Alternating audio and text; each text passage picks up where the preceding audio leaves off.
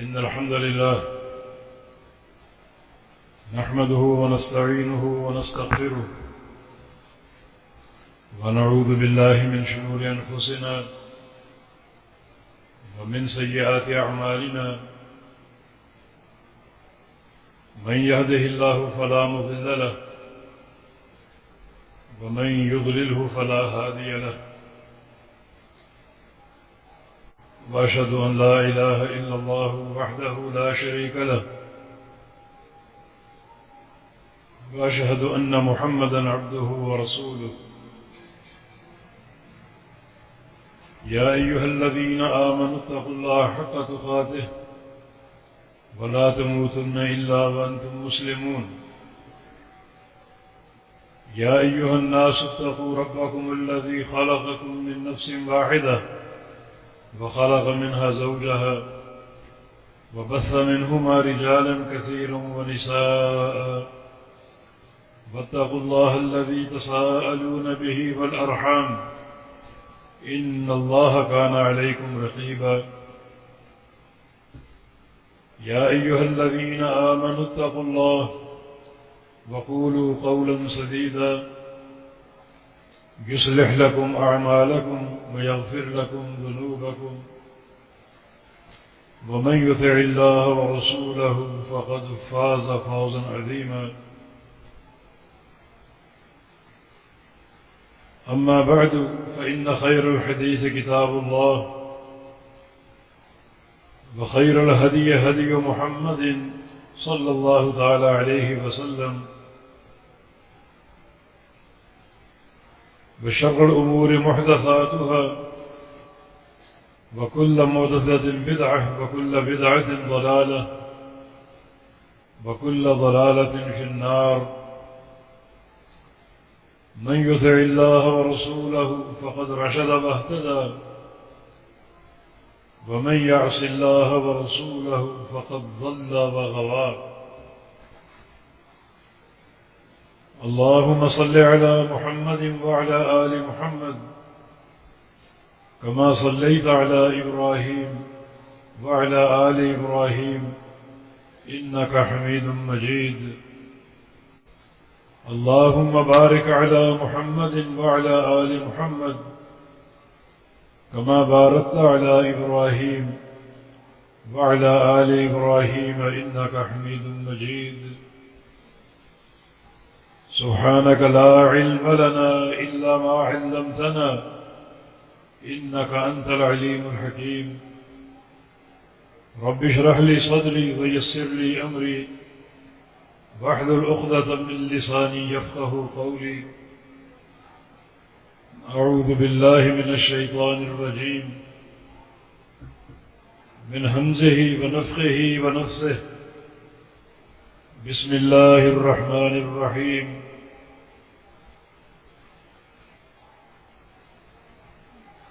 يا أيها الذين آمنوا اتقوا الله حق تقاته ولا تموتن إلا وأنتم مسلمون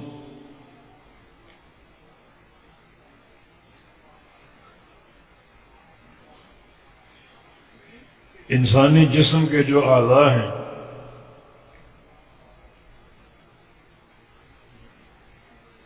ان میں سب سے اہم عضو کون سا ہے جو سب سے زیادہ لائق توجہ اور سب سے بڑھ کر قابل اہتمام ہے؟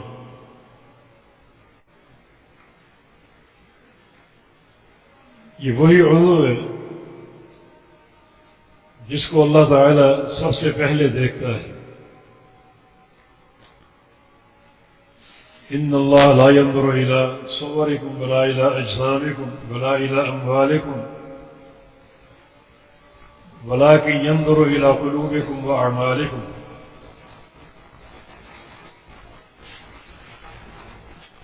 اللہ رب العزت تمہاری شکلیں نہیں دیکھتا، نہ تمہارے جسم اور نہ تمہارا مال، وہ تمہارے دلوں کو دیکھتا ہے اور پھر تمہارے اعمال کو.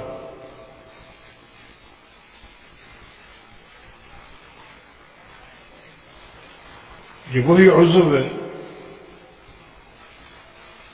جس کے بارے میں رسول اللہ صلی اللہ علیہ وسلم کا فرمان ہے کہ ان القلوب بین الاصبعین من اصابع الرحمن یقلبها کیف یشاء.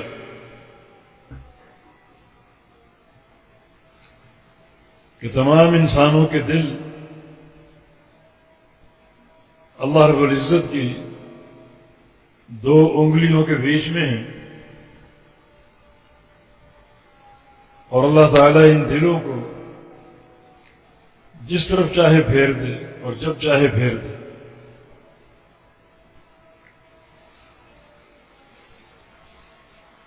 تو سب سے زیادہ جو لائق توجہ جسم کا عضو ہے وہ انسان کا دل ہے، جس کو عربی میں قلب کہا جاتا ہے، جمع قلوب.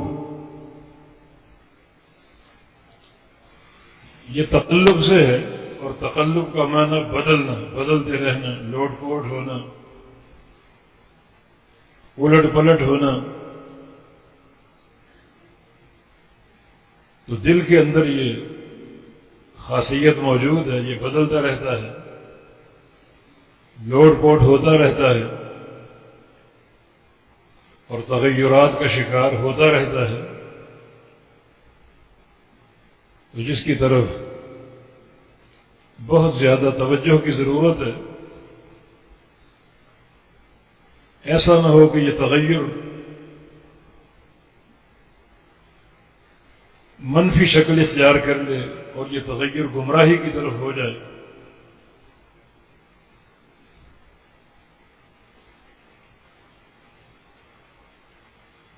یہ سب سے زیادہ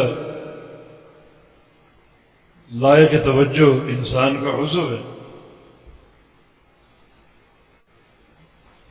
رسول اللہ صلی اللہ علیہ وسلم کا ارشاد گرامی ہے، الا ان فی الجسد مضغۃ اذا صلحت صلح الجسد كله واذا فسدت فسد الجسد كله الا وهي القلب. انسان کے ڈھانچے میں ایک ٹکڑا ہے، اگر وہ سنور جائے، درست ہو جائے تو سارا ڈھانچہ درست ہے،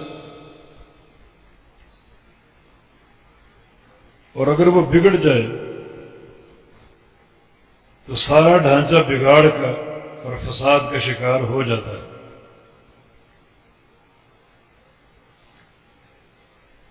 الا وہی القلب، وہ ٹکڑا انسان کا دل ہے.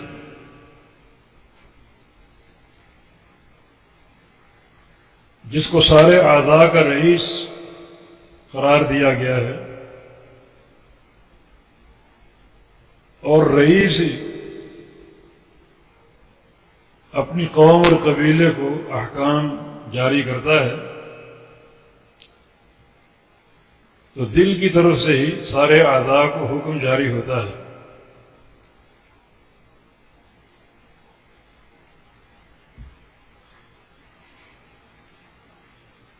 اگر یہ دل محل تقوی بن جائے تو اس کے سارے احکام تقوی پر قائم ہوں. نبی علیہ السلام کا فرمان ہے التقوی ہا ہونا، 3 بار فرمایا کہ تقوی یہاں ہے. وہ اشارہ الی قلبہ، ہی اپنے دل کی طرف اشارہ کیا.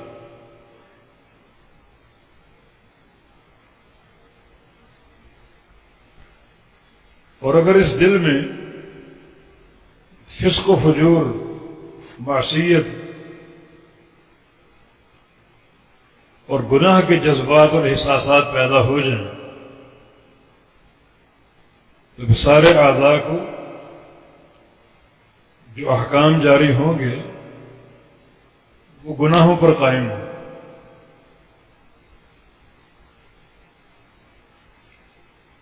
جس بندے کا دل زیادہ تقوی پر قائم ہوگا جس بندے کے اندر زیادہ رقت قلبی ہوگی اس کا درجہ اسی قدر سب سے اونچا ہوگا.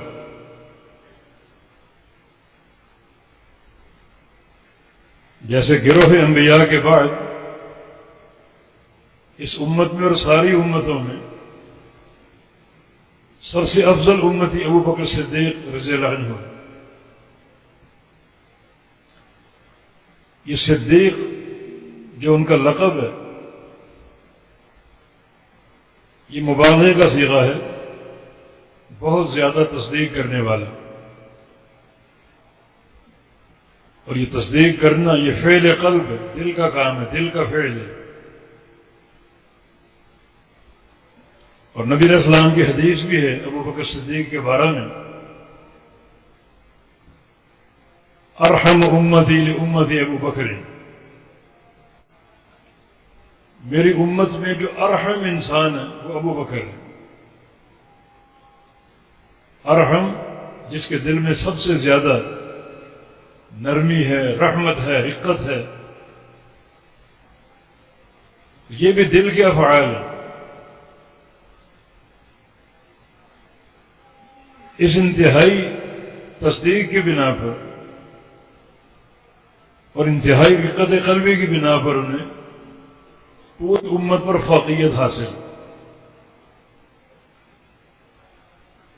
ان کا ایک قول ہے کہ نبی علیہ الصلوۃ والسلام کی زبان سے میں نے جنت اور جہنم کا ذکر سنا ہے اور ایمان لے آیا ہوں. جو ایمان پیدا ہو چکا ہے اگر جنت اور جہنم میرے سامنے آ جائیں تو ان کو دیکھ کر ایمان بڑھے گا نہیں. اتنا قوی اور مضبوط ایمان ان کا پیدا ہو چکا ہے. یہ تصدیق بھی اور رقت قلبی بھی دل کا فعل ہے. رقت قلبی کا معنی ہے اس قدر دل کی زمین نرم ہے کہ نصیحت کو سن کر فوراً یہ دل قبول کر لیتے. رقت کے مقابلے میں شدت ہے، غلظت اور خشونت. سخت دل جو نصیحت کو قبول نہیں کرتا. حدیث میں ہے کہ ابعد الناس من اللہ القلب القاسي، اللہ تعالی سے سب سے دور وہ بندہ ہے جس کے دل میں سختی ہو، شدت اور قساوت ہو، جس کے دل کی زمین سخت ہو، قرآن سن رہا ہے، حدیثیں سن رہے اور ٹس سے مس نہیں ہوتا، جذبہ قبول نہیں ہے. یہ دل نفرت کے قابل ہے. تو اس پر سب سے بڑھ کر توجہ دینی چاہیے.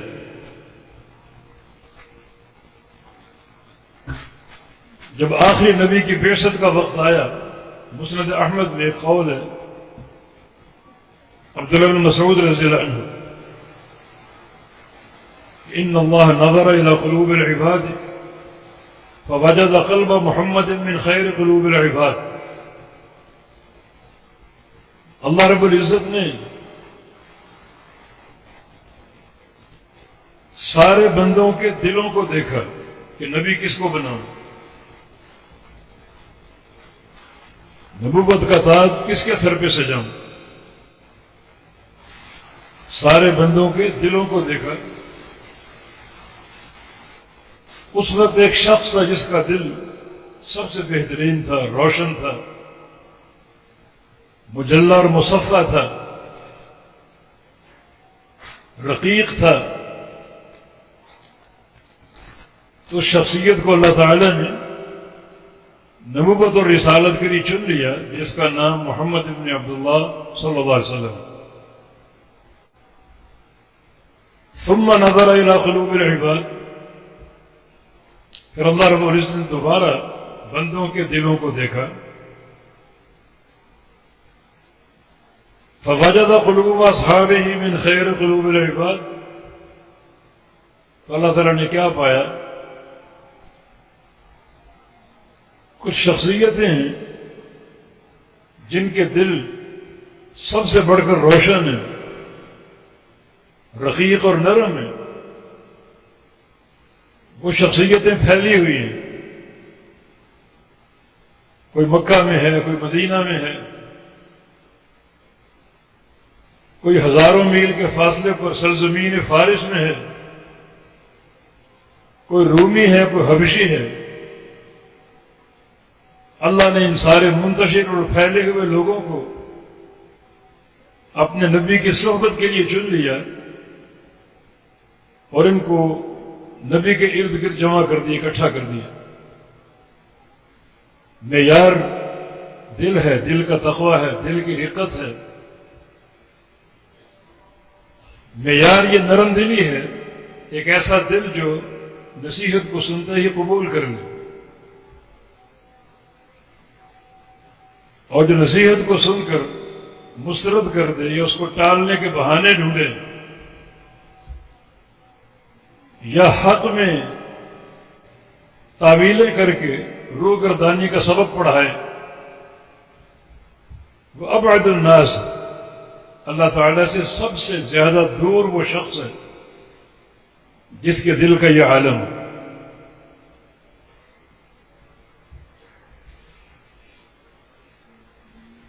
ایک حدیث پڑھتے ہیں جس کے راوی عبداللہ بن مسعود رضی اللہ عنہ،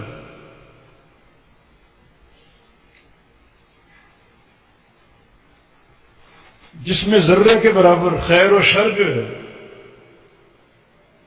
وہ انسان کی عاقبت پر اثر انداز ہو رہا ہے، اور ذرے کے برابر وہ معاملے دل کے ہیں۔ فرمایا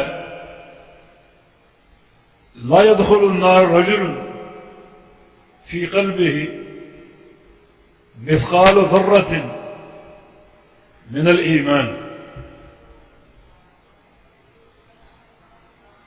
لا يدخل النار رجل في قلبه مثقال ذرة من الإيمان، ولا يدخل الجنة رجل في قلبه مثقال ذرة من الكبر۔ جس شخص کے دل میں ایک رائی کے دانے کے برابر ایمان ہے وہ جہنم میں داخل نہیں ہو سکتا،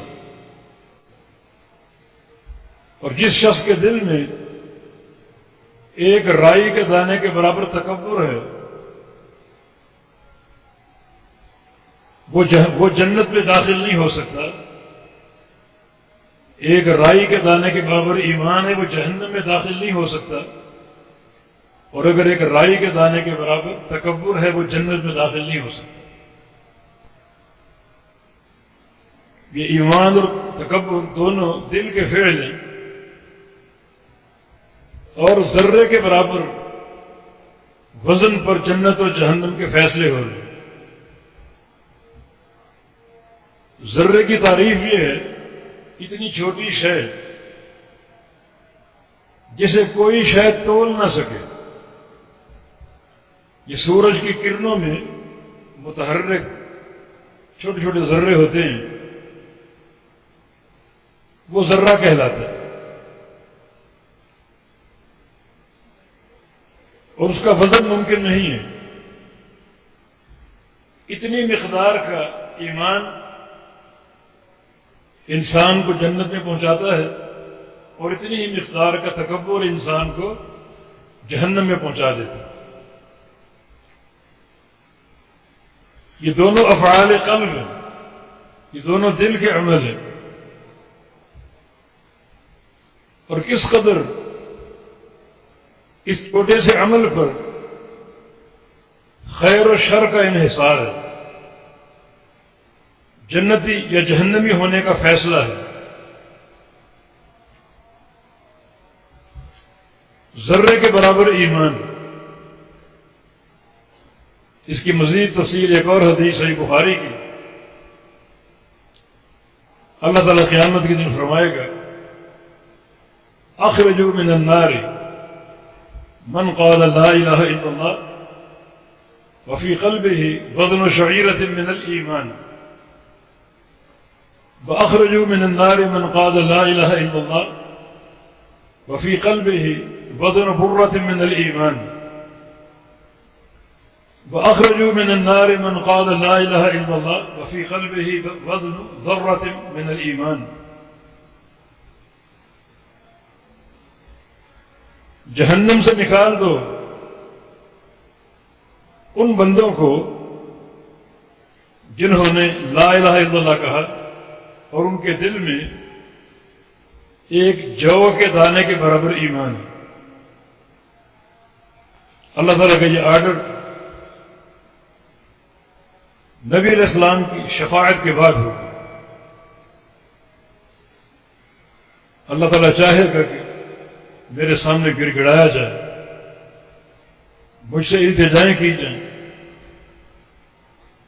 تو شافع روز جزا محمد مصطفیٰ علیہ السلام مختلف مواقع اور مراحل پر اپنی امت کی شفاعت فرمائیں گے. بالآخر اللہ تعالیٰ کی طرف سے یہ فیصلے صادر ہوں گے اور یہ آرڈر جاری ہوں گے کہ ان لوگوں کو جہنم سے نکالو جنہوں نے لا الہ الا اللہ کہا اور ان کے دل میں ایک جو کے دانے کے برابر ایمان ہے, اور پھر ان لوگوں کو جہنم سے نکالو جنہوں نے لا الہ الا اللہ کہا اور ان کے دل میں گندم کے دانے کے برابر ایمان ہے, اور پھر ان لوگوں کو جہنم سے نکالو جنہوں نے لا الہ الا اللہ کہا اور ان کے دل میں ایک ذرے کے برابر ایمان ہے, اور ذرہ وہ متحرک شے جو سورج کی کرنوں میں آپ کو نظر آتا ہے, جس کو تولا نہیں جا سکتا. یہ حدیث تھوڑی سی قابل غور ہے. جو کے دانے کے برابر ایمان یا گندم کے دانے کے برابر ایمان یا ذرے کے برابر ایمان, مگر اس سے پہلے ایک شرط ہے جنہوں نے لا الہ الا اللہ کہا. لا الہ الا اللہ کہنے کا معنی کیا ہے؟ یہ کلمہ صرف تلفظ نہیں ہے کہ اس کو پڑھتے رہو سمجھے بغیر. لا الہ الا اللہ کا معنی یہ ہے کہ جو اس کے دو بنیادی ارکان ہیں انہیں تسلیم کرے, انہیں مان لے. ایک نفی کا رکن ہے لا الہ, کوئی معبود نہیں ہے. یہ انکار تو ضروری ہے, کوئی معبود نہیں ہے. کوئی درگاہ, کوئی سرکار, کوئی آستانہ, کوئی قبر والا, کوئی مزار والا کہیں بھی معبود نہیں ہے. نہ کوئی لکڑی کا معبود, نہ کوئی پتھر کا معبود, نہ کوئی درخت, نہ کوئی کپڑا, کوئی معبود نہیں ہے. یہ اقرار تو اس نے کیا ہو. اگر یہ اقرار بھی نہ ہو تو دل میں چاہے پہاڑوں کے برابر خیر اور ایمان ہو, وہ قابل قبول نہیں ہے. یعنی جو کے دانے کے برابر, گندم کے برابر, ذرے کے برابر ایمان, مگر یہ سارا ایمان ایک بنیاد پر قائم ہے. من قال لا الہ الا اللہ, جس نے اقرار کیا ہو لا الہ الا اللہ کا نفی اور اثبات کے ساتھ. اتنا تو سمجھتا ہو کہ لا الہ کیا ہے, کوئی الہ نہیں, کوئی عبادت کے لائق نہیں ہے کہیں بھی. اس امت کے کلمہ کو لوگوں نے لاکھوں معبود کھڑے کیے ہوں. مشرکین مکہ کو تو 313 تک نصب قائم کرنے کی توفیق ہوئی کہ 313 معبود انہوں نے کھڑے. کچھ 2 4 5 اور بھی لے لیجیے, لات منات عزا حبل وغیرہ, وہ کلمہ کو نہیں تھے. قوم نوح کے مشرکین نے 5 معبود کھڑے کیے. عیسائیوں نے 1 معبود عیسیٰ علیہ السلام اور ان کی والدہ کو کھڑا کیا، یہودیوں نے عزیر کو کھڑا کیا، اور آج کے بدبخت لوگ جو کلمہ گو ہیں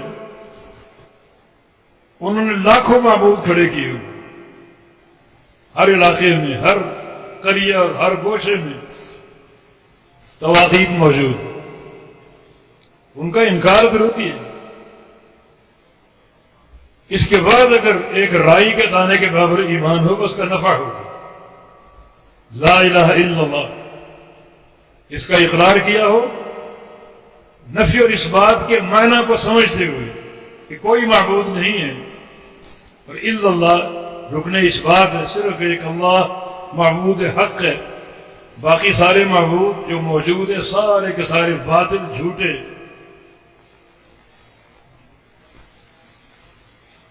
یہ فہم ہو،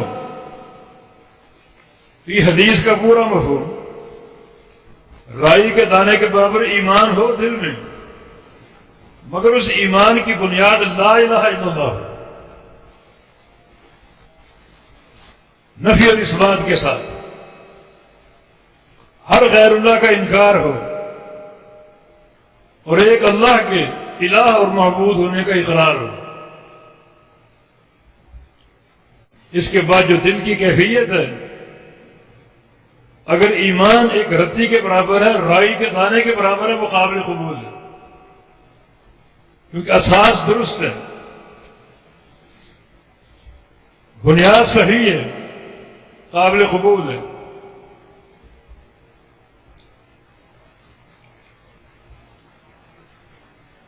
تو ان حدیث کو جمع کر کے معنی پورا ہوتا ہے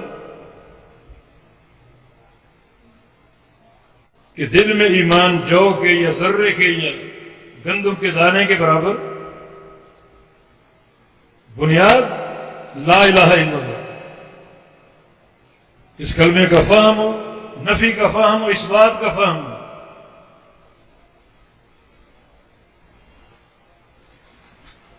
اور اس میں سچا ہو،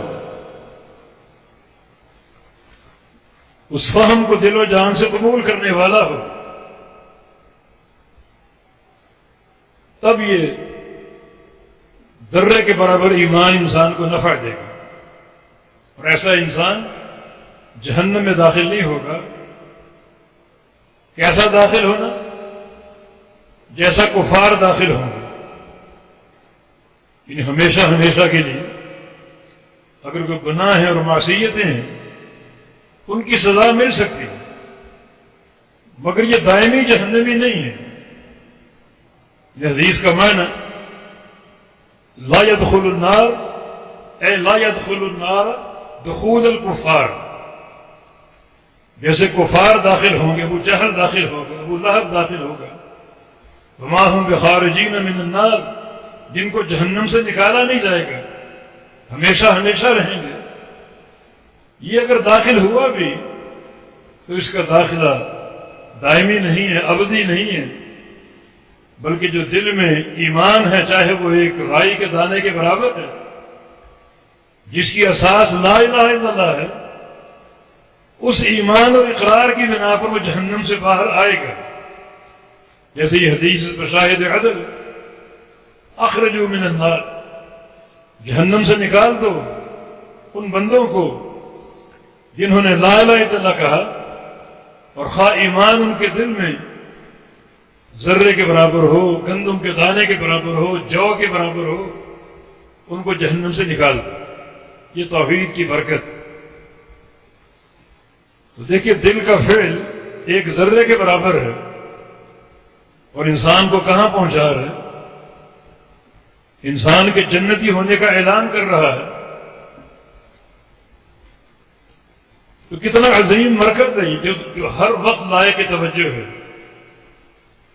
اس کے تقلب پر نگاہ ہونی چاہیے، اس کے تغیرات پر نظر ہونی چاہیے، یہ تبدیلی کس طرف جا رہی ہے، اور یہ تغیر کس سمت کی طرف ہے، خیر ہے، شر ہے۔ جیسا کہ نبی علیہ السلام کی حدیث ہے کہ بعض اوقات میں اپنے دل پر غفلت سے محسوس کرتا ہوں،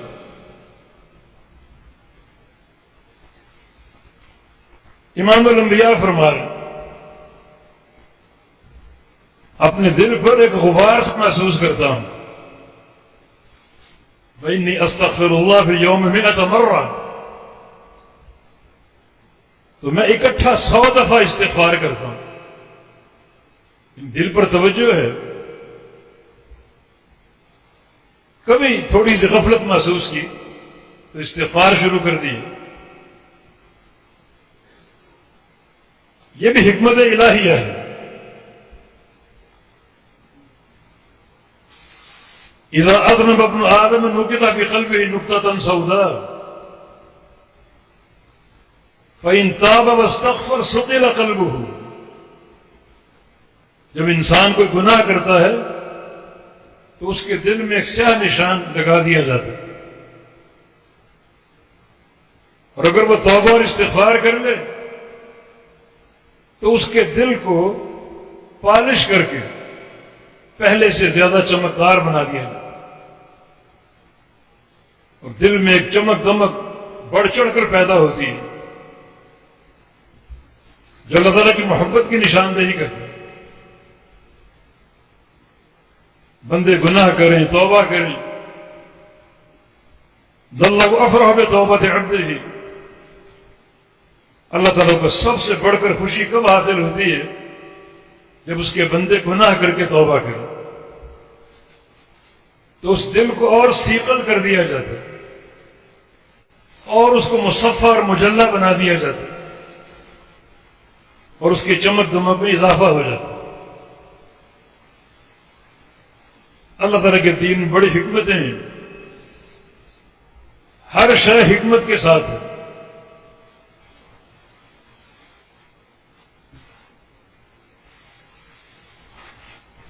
یہ ایک ذرے کے برابر عمل دل کا انسان کے جنتی ہونے کی نوید ہے، اور اس کا عکس بھی ہے، الٹ بھی ہے. اس کا ایک ذرے کے برابر دل ہی کا برا فعل جہنمی ہونے کی علامت ہے. فرمایا کہ لا يدخل جنت من كان في قلبه مثقال حبۃ خردل من الکبر. جس بندے کے دل میں ایک رائی کے دانے کے برابر تکبر ہوگا وہ جنت میں داخل ہو ہی نہیں سکتا.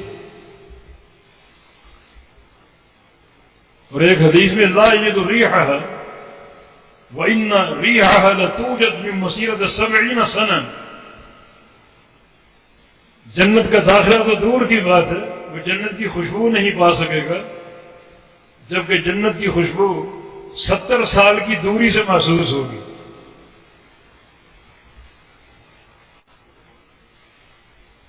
کیا ہے؟ ایک رائی کے دانے کے برابر تکبر. جس طرح دل کے اندر موجود ایمان، رقت اور رحمت بندے کی بشارت کا باعث ہے، اسی طرح دل کے اندر جو معصیتیں ہیں مقدار کچھ بھی ہو وہ انسان کی بربادی کا باعث ہے. حسد دل کا فعل نہیں ہے، ریاکاری دل کا فعل نہیں ہے. ریاکاری سارے اعمال کو برباد کر دیتی ہے. قیامت کے دن ریاکار لوگ پہاڑوں جیسی نیکیاں لے کر کھڑے ہوں گے. اچانک اللہ کی طرف سے آواز آئے گی ایھا المراؤون اذهبوا الى من رأیتموہ. اے ریاکارو، یہ جو نیکیاں کھڑی ہیں پہاڑوں جیسی، یہ ساری دکھاوے کی تھی. جن کو تم نے دکھانے کے لیے نیکیاں کی ان کے پاس چلے جاؤ، وہاں سے کچھ ملتا ہے تو لے لو، میرے پاس کچھ نہیں. ریاکاری دل کا فعل ہے، دل کا فعل. اور کس طرح نیکیوں کے لیے تباہ کن.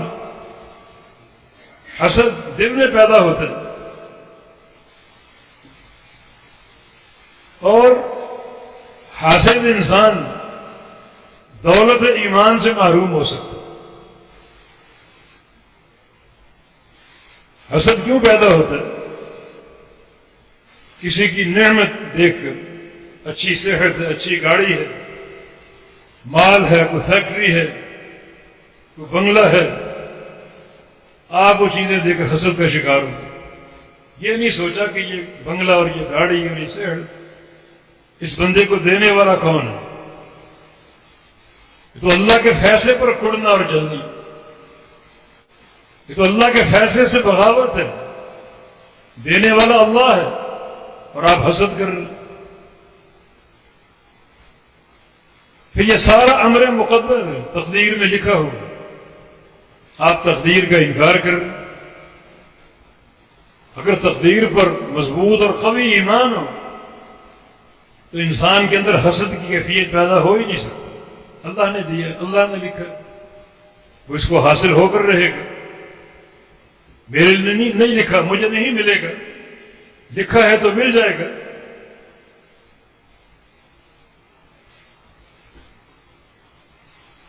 لا يبلغ العبد حقيقة الإيمان حتى يعلم أن ما أصابه لم يكن ليخطئه وما أخطأه لم يكن ليصيبه.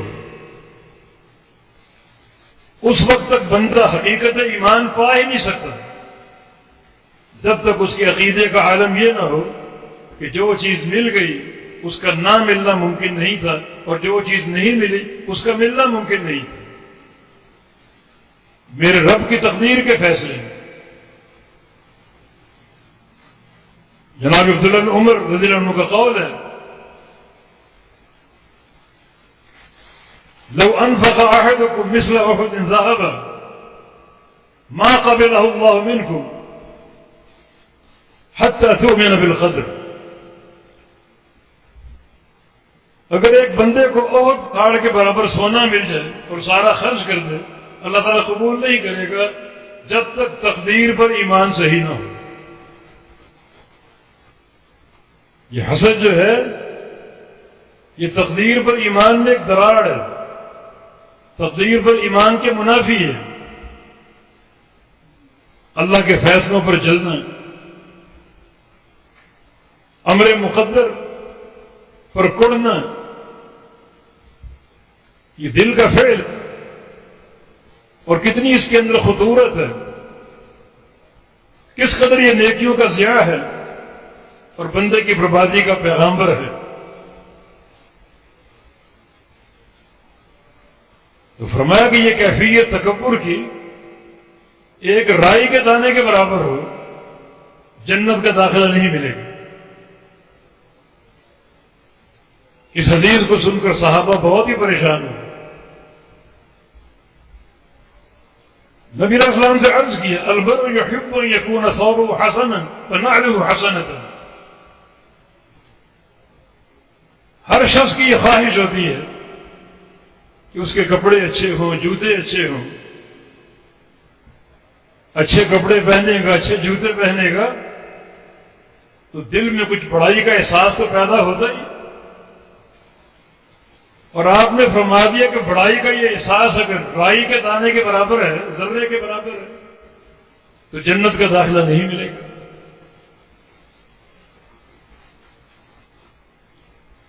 تب رسول اللہ صلی اللہ علیہ وسلم نے فرمایا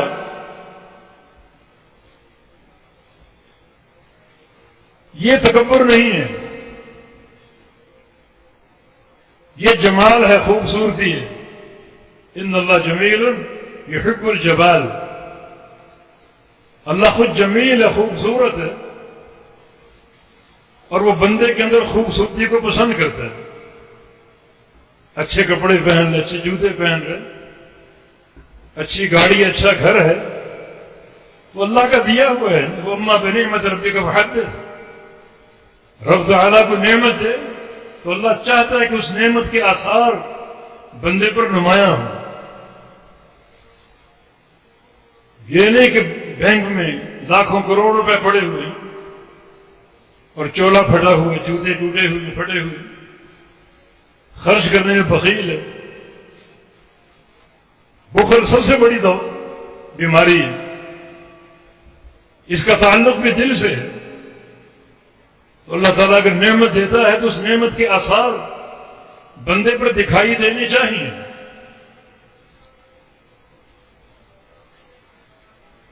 نبی علیہ السلام نے کشادہ گھر کو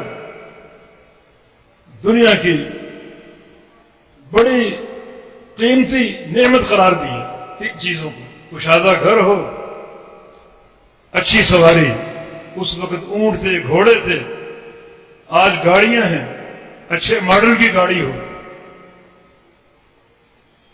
اور نیک بیوی، یہ تین چیزیں بندے کو میسر ہوں، یہ سب سے بڑی دولت اس کو حاصل ہے. تو فرمایا کہ یہ تکبر نہیں ہے، یہ جمال ہے، خوبصورتی، اللہ کو پسند ہے. پھر تکبر کیا ہے؟ تکبر دو چیزوں کا نام ہے، الکبر بطر الحق وغمط الناس. دو چیزوں کا نام تکبر. ایک یہ کہ حق واضح ہو جائے اور اس کا انکار کر دے. اس کے نمونے آج دنیا میں بہت ہیں. لوگوں کو قرآن کھول کر دکھاتے ہیں، حدیثیں کھول کر دکھاتے ہیں، نہیں مانتے. اگر قرآن و حدیث میں حق نہیں ہے تو حق کہاں ہے؟ پھر بتاؤ ذرا. جو اللہ کی وحی، یہ دو شے منزل من اللہ، ان میں اگر حق نہیں ہے تو پھر کہاں حق ملے گا؟ ذرا نشاندہی کر دو. یہ نمونے آپ کو بہت نظر آئیں گے. کسی کے سامنے قوم ہے، برادری ہے، باپ دادا کی باتیں ہیں، ان کو چھوڑنے پر آمادہ نہیں. حدیث اپنی نگاہوں سے دیکھیں گے، قبول نہیں کریں گے. اپنے پیر کا، امام کا قول ہے، اس کو چھوڑنے پر آمادہ نہیں. حدیث دیکھ رہے ہیں، قبول نہیں کریں گے. یہ بطر الحق، حق کا انکار. یہ انکار اگر ایک رائی کے دانے کے برابر ہے تو جنت کا داخلہ ممکن نہیں ہے. دل کی اصلاح کرو، یہ دل، اس میں رقت پیدا کرو، قبول کا جذب پیدا کرو. حدیث آ گئی بس قبول. مقابلے میں پوری دنیا ہو، سب کو ٹھکرا دو. اللہ کے نبی کی بات کو ٹھکرانا ممکن نہیں ہے، ورنہ وہ کبر ہوگا. اور اللہ کے نبی کے فرمان کے مقابلے میں پوری دنیا ہو، ان کی بات کو ٹھکرانا تو دور کی بات، جھانکنا بھی ان کی طرف. لقد كان لكم في رسول اللہ اسوۃ حسنہ. اسوہ حسنہ، مثال، نمونہ اور آئیڈیل محمد الرسول اللہ صلی اللہ علیہ وسلم. یہ دعوت اہل حدیث ہے. الکبر بطر الحق. تکبر کیا ہے؟ حق کا انکار. حق واضح ہو چکے. حق واضح کیسے ہوتا ہے؟ قرآن دکھا دی، حدیث دکھا دی، پھر اور کیا چاہیے؟ دین خبر ہے نا. تم اس کو نظر بناتے ہو، اور نظر بھی ہو چکی، آنکھوں سے دیکھ چکے، قرآن دیکھ چکے، حدیث دیکھ چکے، پھر بھی قبول نہیں ہے. جھٹائی ہے یہ بہت بڑی، اور بڑا خطرناک قسم کا تکبر ہے یہ. نبی اسلام کی حدیث قدسی ہے. اللہ فرماتا ہے الکبریاء ردائی والعز ازاری فمن نازعنی فیہما اقحمہ النار. لوگوں، تکبر میرا لباس ہے. میرے لباس میں ہاتھ ڈالو گے سیدھا جہنم میں پھینک دوں گا. نہیں دیکھوں گا کون ہے، کتنا بڑا پیر اور کتنا بڑا مرشد، کتنا بڑا قبیلہ اس کا. نہیں دیکھوں گا کتنا بڑا رئیس ہے، کچھ نہیں دیکھوں گا. اگر میری چادر میں، میرے لباس میں ہاتھ ڈالا، جہنم میں ڈال دوں گا. تو یہ کبر کی پہلی صورت ہے. اور دوسری وغمط الناس، لوگوں کو حقیر جاننا، حقیر جان کر ٹھکرانا. بنیاد کچھ بھی ہو، کسی کو اپنے علم کا زعم ہے، وہ جاہل کو حقیر جانتا ہے. اور کسی کو اپنی دولت کا زعم ہے، وہ غریبوں کو حقیر جانتا ہے. کسی کو اپنی برادری کا زعم ہے، اور وہ جو چھوٹی برادری تقسیم آپ نے کی، اللہ نے نہیں کی، چھوٹی برادری کو حقیر جانتا ہے. اللہ تعالیٰ کے ہاں جو تفاوت کا معیار ہے، تفاضل کا معیار ہے، وہ قوم برادری نہیں ہے. ان اکرمکم عند اللہ اتقاکم. یہاں پہ دل کی بات ہے۔ جو سب سے بڑا متقی ہے وہ اللہ کے یہاں اکرم اور اشرف ہے، اور تقوی فعل قلب ہے۔ اللہ دلوں میں جھانکتے، دلوں میں دیکھتے، اور جس بندے کا دل محل تقوی ہو اللہ اس کو چن لیتا ہے، اور وہ اللہ کے یہاں اشرف ہے، بہت ہی افضل اور اعلیٰ ہے۔ یہ معیار ہم نے بنا رکھے ہیں، برادری کیسی ہے، کس خاندان کا، کس قوم کا، کس قبیلے کا۔ یہ تفاوت دین میں نہیں، تفاوت آپ نے کھڑا کیا۔ یہ تفاوت اگر تکبر کا باعث بن جائے، لوگوں کو حقیر جانو، یہ کیفیت اگر ذرے کے برابر ہے تو جنت کا داخلہ نہیں ملے گا۔ الکبر بطر الحق وغمط الناس، حق کا انکار اور لوگوں کو حقیر جاننا کسی بھی بنیاد پر۔ ان حوالوں سے پھر ہمیشہ دل کی طرف دھیان رکھو کہ پھسل نہ جائے اور دائیں بائیں منفی گھوم نہ جائے، کہ سارے دل اللہ تعالیٰ کی دو انگلیوں کے بیچ میں۔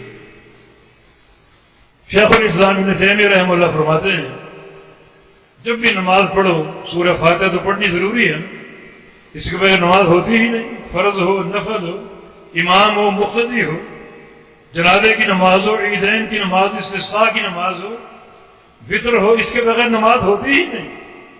اس میں ایک دعا ہے اہدنا الصراط المستقیم، سب سے قیمتی دعا ہے، اس لیے ام القرآن کا حصہ ہے، 7 مثانی کا حصہ ہے، جس کو دن میں آپ بار بار دہراتے ہیں، اور یہ سب سے قیمتی دعا کہ یا اللہ مجھے صراط مستقیم کی ہدایت دے۔ ابن تیمیہ رحمہ اللہ کا قول ہے جب یہ دن صراط المستقیم کہے تو دل میں 2 نیتیں کر لیں کہ ایک مجھے ہدایت دے دے اور دوسرا ہدایت کی استقامت دے دے، اس پر قائم بھی رکھیں۔ یہ نہ ہو کہ میرا دل تیری 2 انگلیوں کے بیچ میں اور اس کو تو کبھی کسی موقع پر گمراہی کی طرف پھیر دے۔ ہدایت دینے کے بعد اس کو قائم بھی رکھنا، ہدایت پر استقامت بھی دینا۔ اللہم انی اعوذ من الحور بعد القور، نعمت کے بعد اس کا چھن جانا تیری پناہ چاہتا ہوں۔ مال مل جائے پھر فقیر ہو جاؤں تیری پناہ چاہتا ہوں، ہدایت مل جائے گمراہ ہو جاؤں تیری پناہ چاہتا ہوں، عزت مل جائے اور ذلیل ہو جاؤں تیری پناہ چاہتا ہوں، ہر خیر کے بعد شر کے حاصل ہونے سے تیری پناہ چاہتا ہوں۔ افعال قلوب بہت ہی لائق توجہ، شرعی نصوص کی روشنی میں ہمیشہ ان پر توجہ رکھو، دھیان رکھو، اور اس دل پر نظر رکھو۔ یہی ناکامی اور کامیابی کا مقصد ہے، جس پر رب تعالیٰ کی نظر سب سے پہلے جاتی، سب سے پہلے آپ کے دلوں کو دیکھ۔ قربانی کرو، حج کرو، نماز پڑھو، روزے رکھو، پہلی نظر آپ کے دل پر کہ دل میں کیا چل رہا ہے۔ پھر دل کے جو احساسات ہوں گے انہیں احساسات پر نیکی کا قبول ہونا یا رد ہونا منتج ہو۔ اللہ تعالیٰ سے توفیق کی سزا ہے۔ اللہ ہمارے دلوں کو استقامت دے، ہدایت کی استقامت دے۔ اللہ ان دلوں کو گمراہی کی طرف پھرنے سے بچا لے، اور اللہ ہمارے دلوں کو حق پر قائم رکھے، اور وہ ایمان جو مطلوب ہے ان سے ہمارے دل مالا مال ہو جائیں اور تقوی کا مرکز بن جائیں، تاکہ ان اللہ قابل قبول بھی ہوں